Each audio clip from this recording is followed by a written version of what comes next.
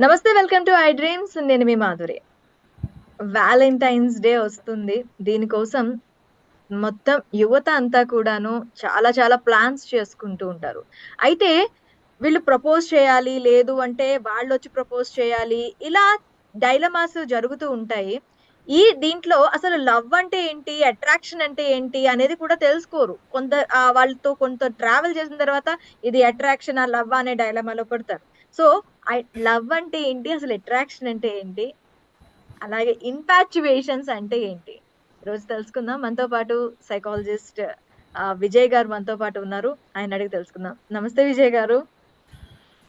నమస్తే విజయ్ అండి. గారు, విజయ్ గారు నమస్తే అండి. ప్రస్తుతం వాలంటైన్స్ డే వీక్ నడుస్తోంది. సో, ఆహ్, లవ్, అట్రాక్షన్, ఇన్‌ఫాచ్యుయేషన్ ఈ మధ్యలో మనకి ఉండే డిఫరెన్స్ చెప్తారా? Of course. ఇది ఎందుకంటే ఇప్పుడు కరెంట్ ట్రెండింగ్ మంత్ కదా! నౌ ఇన్ అవును. కపుల్ ఆఫ్ డేస్‌లో వి హావ్ వాలంటైన్స్ డే. హ్మ్. సో, చాలా మందికి ఈ రోజుల్లో ఎలా అయిపోయిందంటే సింపుల్‌గా ఒక కోట్‌తో స్టార్ట్ చేయాలంటే love at first site, divorce at first fight లాగా అయిపోయినాయన్నమాట. మాక్సిమం మ్యారేజెస్ అన్నీ కూడా. అంటే ఆ! సో, లవ్ గురించి చాలా మందికేంటంటే ఇప్పుడు మనం లవ్ చేసే ముందు మన ఏజ్ గురించి చెప్పే ముందు ఏంటంటే there are important values to reach that love. Hmm. అంటే లవ్ అనేది యూనివర్సల్ కాన్సెప్ట్. అంటే ప్రతి ఎంటిటీలో అంటే ఒక హ్యూమన్ బీయింగ్‌లో ఉన్న ప్రతి ఏజ్‌లోనే ఉంటుంది. ప్రతి స్టేజ్‌లోనే ఉంటుంది. అంటే పుట్టినప్పుడు హ్మ్. మదర్‌కి చైల్డ్ మీద ఉంటుంది. పిల్లలకి మదర్ మీద ఉంటుంది. అలాగే ఒక ఏజ్ వచ్చాక ఫ్రెండ్స్‌తో ఉండొచ్చు. అలాగే పేరెంట్స్‌తో ఎవ్రీ లవ్ ఆఫ్టర్ మ్యారేజ్‌తో హస్బెండ్‌తో ఉండొచ్చు. హ్యూమన్ టు హ్యూమన్ అనేది లవ్ అనేది ఉంటుంది. The form okay. Of love అనేది డిఫరెన్స్ ఉంటుంది. అది మనం ఫస్ట్ అర్థం చేసుకోవాలి.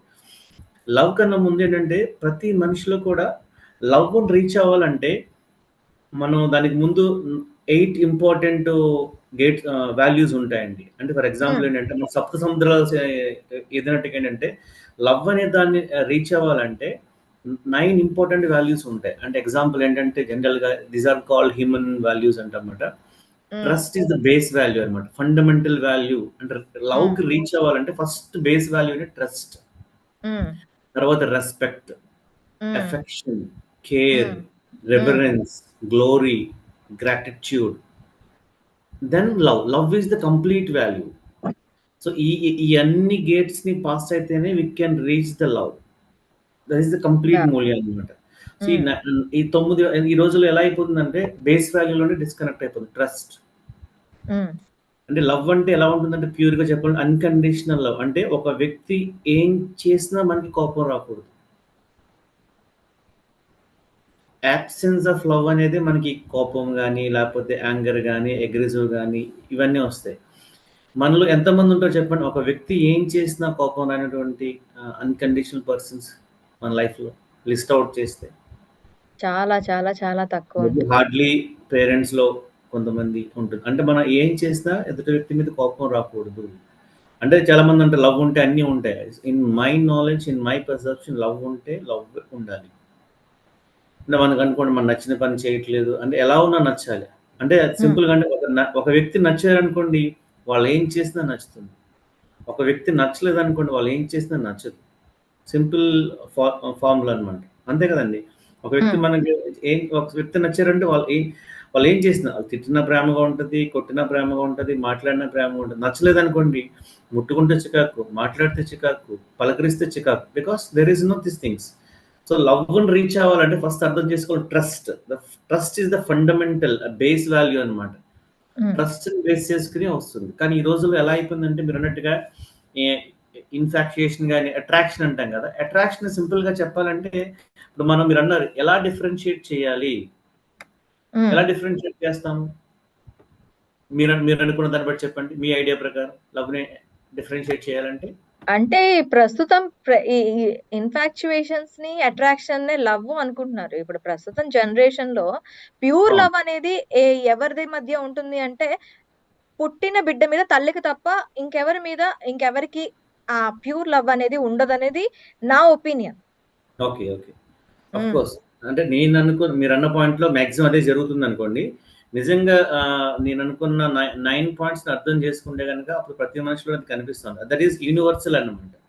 హ్మ్. సో అట్రాక్షన్‌కి, లవ్‌కి చిన్న చిన్న అంటే బోత్ ఆర్ ఏంటంటే ఇంటర్‌ట్వైన్డ్ అనమాట. ఇంటర్ రిలేటెడ్‌గా ఉంటాయి. అంటే ఎగ్జాక్ట్‌గా మనం ఒక బౌండరీ గీసి, బౌండరీ దాటితే లవ్, బౌండరీ యువతల ఉండే అట్రాక్షన్ అని చెప్పలేం గానీ, బేసికల్‌గా అట్రాక్షన్ అనేదేంటంటే ఇనీషియల్‌గా ఫిజికల్ అపియరెన్స్‌ని గానీ, పర్సనాలిటీ ట్రైట్స్‌ని గానీ, లేకపోతే సమ్ స్పెసిఫిక్ క్యారెక్టరిస్టిక్స్‌ని బేస్ చేసుకొని మనం అంటే we'll enter into this mode అనమాట. హ్మ్. అది కొంతకాలం ఉండొచ్చు. కపుల్ ఆఫ్ డేస్ తర్వాత గాని, కపుల్ ఆఫ్ మంత్స్ గాని, అది ఎక్స్టర్నల్ ఫ్యాక్టర్‌ని బేస్ చేసుకొని ఆ కనెక్షన్ అనేది ఏర్పడుతుంది బాండేజ్ అనేది. అది హ్మ్. 1 మంత్ ఉండొచ్చు. 1 ఇయర్ అయినా ఉండొచ్చు. కానీ లవ్ అనేదంటే it's connected to the emotional bondage అన్నమాట. డీపర్ ఎమోషనల్ బాండేజ్ అన్నమాట. అందులో ఏంటంటే లైక్ ఏంటి ఒక కేర్ ఉంటుంది. ఒక ఎఫెక్షన్ ఉంటుంది. ఒక ఇంటిమసీ ఉంటుంది. ఒక ట్రస్ట్ ఉంటుంది. సో, మనం ఏంటంటే మనం ఈ రోజుల్లో మన పిల్లల్ని చూస్తున్నాం కదా! మాది లవ్వే అని చెప్పేసి అనొచ్చు. మనది అట్రాక్షన్ అని కూడా అనొచ్చు. ఆఫ్‌కోర్స్ కాదనట్లేదు. వాళ్ళు వెరిఫై చేసుకునే ముందు ఆ వ్యక్తి నన్ను ఎందుకు అప్రోచ్ అయ్యాడు? వాట్ కాజెస్ రీచింగ్ మీ అనేది మన హ్మ్.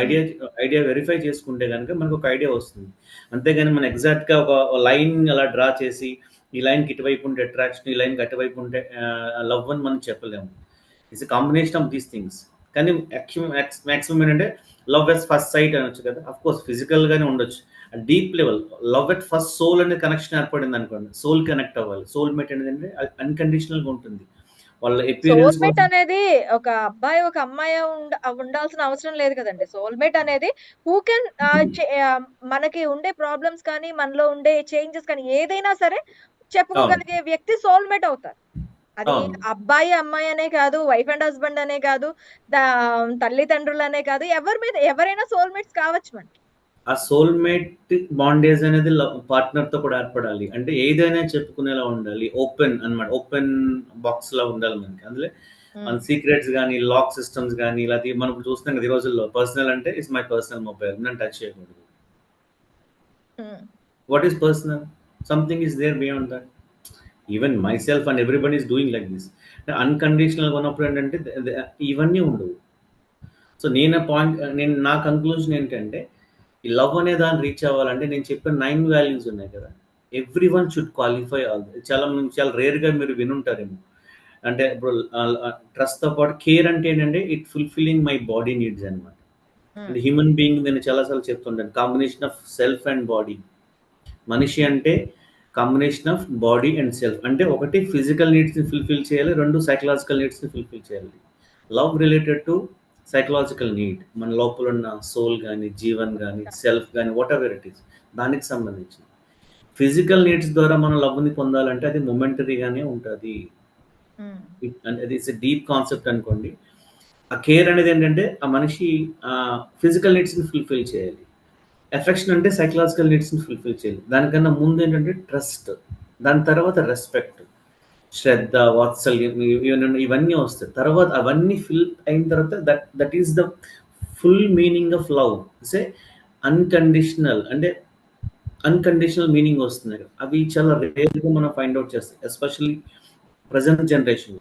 మనం ఇంత హ్మ్. మాట్లాడుతున్నా సరే, ఇవన్నీ చాలా మందిలో కనపడుతుంటాయి బగ్స్ అనేవి. So, we have to verify. మనది అట్రాక్షనా, లవ్వా అనేది చెక్ చేసుకునే ముందు ఏంటంటే, వాట్ ఫ్యాక్టర్స్ అతను మన నుంచి లైక్ చేస్తున్నాడు. మన మాటలా? లేకపోతే మన అపియరెన్సా? లేకపోతే మన బాడీ లాంగ్వేజా? మన ఫైనాన్షియల్ థింగ్సా? లేకపోతే అదర్ ఫ్యాక్టర్స్ ఏమైనా ఉన్నాయా? అది వెరిఫై చేసుకుంటూ ఉండు. చాలామంది అయన్నీ వెరిఫై చేసుకొని లవ్‌లో ఎక్కడ పడతామండి? హ్మ్. ఓకే. అంటే money years you continue. That's important కదా! అవును. రైట్. అంటే ఇది తెలుస్తుందంటారా? ఒక ఫ్యూ డేస్ వాళ్ళతో ట్రావెల్ చేసినంత మాత్రాన ట్రావెల్ ఇవన్నీ చేయాలి కదా! కూడా 9 100% ట్రావెల్ వాల్యూస్ చేయాలి. తెలుస్తాయా? ఇవి 9 వాల్యూస్ తెలుస్తాయా? ఈ తెలుస్తుంది. ఆహ్, ఇప్పుడు తెలుస్తాయి. నేను కొన్ని వాల్యూస్ పేర్లు చెప్తానండి. మీకు కావాలో వద్దో చెప్పండి. నేను హ్మ్. కొన్ని నేమ్స్ చెప్తాను. హ్మ్. ట్రస్ట్ మీకు కావాలా? ఖచ్చితంగా. ఓకే. డిస్‌రెస్పెక్ట్ మీకు కావాలా? వద్దు. కదా! ఆహ్, ఎఫెక్షన్ మీకు కావాలా? కావాలి. యాంగర్ మీకు కావాలా? అది డిపెండ్స్ అండి. ఇప్పుడు నేను చేసిన తప్పు అనేది కూడా సమర్థించేటటువంటి బాండింగ్ ఉన్న ఒకటే, లేకున్నా ఒకటే గదా! దానికి నేను యాంగర్ అడిగింది అనేది యాంగర్ కావాలా వద్దా? ఒకటే పాయింట్. మీకు యాంగర్ యాంగర్ సమ అంటే కొంచెం యాంగర్ అనేది సైమల్టే ఒక స్టేజ్‌లో ఉండాలి. ఒక స్టేజ్‌లో ఉండకూడదు. ఓకే. 50-50 ఆ! ఛాన్సెస్. ఓకే. హేట్ మీకు కావాలా? వద్దు. హేట్ చేయండి. అంటే కొన్ని వాల్యూస్ పేర్లు నేను చెప్తున్నప్పుడు కొన్ని హ్మ్. వర్డ్స్ చెప్తారు మీరు కావాలంటున్నారు. కొన్ని చెప్పినప్పుడు మీరు వద్దు అని చెప్తున్నారు. హ్మ్. కదా! నేను ఇందాక చెప్పిన 9 వాల్యూస్ ఉన్నాయి గదా! ట్రస్ట్ మనకు కావాలి. రెస్పెక్ట్ మనకు కావాలి. రివరెన్స్, గ్లోరీ, కేర్, ఎఫెక్షన్ ఇవన్నీ మనకు కావాల్సినవి. ఇది ఎవ్వరు వద్దననరు. నేను అవును. చెప్పినవి కూడా ఏంటంటే ప్రతి హ్యూమన్ బీయింగ్ కావాలనుకునేవే. హేట్ చేయడం అనేది ఎవరు కోరుకోరు. డిస్‌రెస్పెక్ట్ గాని లేకపోతే నేను ఇందాక చెప్పాను కదా! యాంగర్ గాని, అగ్రెసివ్‌నెస్ గాని కొన్ని ఎమోషన్స్ మనకు కావాలంటున్నాం. కొన్ని ఎమోషన్స్ మనం వద్దంటున్నాం. అంటే ఇవన్నీ కూడా అన్‌కండిషనల్‌గా మనం యాక్సెప్ట్ చేస్తాం. హ్మ్. ఎప్పుడైతే ఇవి మిస్ అవుతున్నాయో the absence of trust leads to all the problems అన్నమాట. ఓకే. అంటే ఒక సేయింగ్ ఉంటది. అంటే క్షణాలకి తప్పు చేస్తే యుగాలకి శిక్ష పడిందని. ఒక్కసారి ఆ ట్రస్ట్ బాండేజ్ బ్రేక్ అయిందనుకోండి. అది రీబిల్డ్ చేయడానికి ఇట్ టేక్స్ టైమ్. ఫర్ హ్మ్. ఎగ్జాంపుల్ ఇదొక వస్తువు ఉందండి.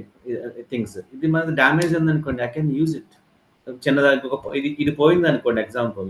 రెండో దాన్ని హ్మ్. వాడగలను. ఐ కెన్ యూజ్ హ్మ్. It second time. కానీ వేరే సైకలాజికల్ బాండేజ్ బ్రేక్ అయితే it takes time to rebuild. కొన్ని సార్లు బ్రేక్ కూడా అవుతూ ఉంటుంది. అవుతది. కంప్లీట్‌గా. హ్మ్. అది రీబిల్డ్ చేయడం అనేది ఎప్పుడు ఒక మనిషికి నేను చెప్పాను కదా! ఆ అన్‌కండిషనల్ లవ్ ఉన్నప్పుడే అంటే అది మనం మాట్లాడాలంటే ఒక వన్ డే కాన్సెప్ట్ అన్నమాట. ఈ వాల్యూస్ గురించి మాట్లాడాను కదా! ఇట్ టేక్స్ వన్ హ్మ్. డే ప్రోగ్రామ్ చేయాలన్నమాట చెప్పాలంటే. సో, మనం ఏంటంటే కంక్లూజన్‌గా ఏంటంటే ఈ రోజుల్లో వాలంటైన్స్ డే చేసుకున్న వాళ్ళందరూ కూడా చేసుకోవద్దని కాదు. లవ్ అనేది స్ప్రెడ్ చేయాలి. కానీ లవ్ అనేదేంటంటే ఒక 2 అపోజిట్ జెండర్ గాని, ఒక పర్టిక్యులర్ ఏజ్‌లో ఉండేదైతే కాదు. ప్రతి హ్మ్. ఏజ్‌లోని, ప్రతి స్టేజ్‌లోని ఉంటుంది. In different forms. హ్మ్. అది మనం రియలైజ్ అవ్వాలి. ఇప్పుడు మనం ఒక 16, 20 ఇయర్స్ ఏజ్‌లో మాది లవ్ అనుకోవచ్చు. అమ్మ చూపించేది లవ్వే, నాన్న చూపించేది లవ్వే, బ్రదర్ చూపించేది లవ్వే. The form the way of formation or way of expression will be different. Hmm. తిడతారు. There is a love beyond that. ఇప్పుడు హ్మ్. చిన్న పిల్లాడు మనం నడుచుకుంటూ వెళ్తే చిన్న పిల్లోడు ఉన్నాడనుకోండి. తీసుకెళ్ళి చిన్న ప్లగ్‌లోనే ఎక్కడో చెయ్యి పెట్టకపోతున్నాడు. ఏం చేస్తాం మనం హ్మ్. వెళ్లి కొట్టి తీసుకొస్తాం గదా! బ్యాక్ తీసుకొస్తాం ఖచ్చితంగా. కొడుతున్నామంటే అక్కడ ప్రేమ లేనట్టు కాదు గదా! Hmm. We have more care. కొట్టామంటే అరే బాబు చేయకూడదురా నాన్న అని చెప్పేసి will beat them and then వెనక్కి తీసుకొస్తాం. అంటే అక్కడ కూడా ప్రేమే ఉంది. మా నాన్నగారు అవును. తిడుతున్నారు, కొడుతున్నారంటే పేరెంట్స్ తిడుతున్నారు గాని, కొడుతున్నారు ఆర్ టెల్లింగ్ సంథింగ్ ఏంటంటే కాషన్ అది రాంగు. ఎందుకంటే సముద్రం దాటిన వాడికి సముద్రం లోతెంతుంటో తెలుస్తుంది. మనం ఎక్కడో కెరటాల దగ్గర చివరి నుంచొని చూస్తే how can you understand the depth of the life? హ్మ్. సో, అందుకని నా కంక్లూజన్ ఏంటంటే, లవ్ చేయడం అనేది తప్పా అనేది మీకు వదిలేస్తాను. నేను చెప్పిన వాల్యూస్ చెక్ చేసుకోండి. దానికన్నా హ్మ్. ముందేంటంటే, లవ్ అనేది ఆ ఏజ్‌లోనే కాదు, ప్రతి ఏజ్‌లోని, ప్రతి స్టేజ్‌లోని ఉంటుంది. From womb hmm. To in different forms. అది మీరు అర్థం చేసుకుంటే గనక you are always happy in all the stages. Okay. Okay. Vijay గారు thank you. Thank you very much.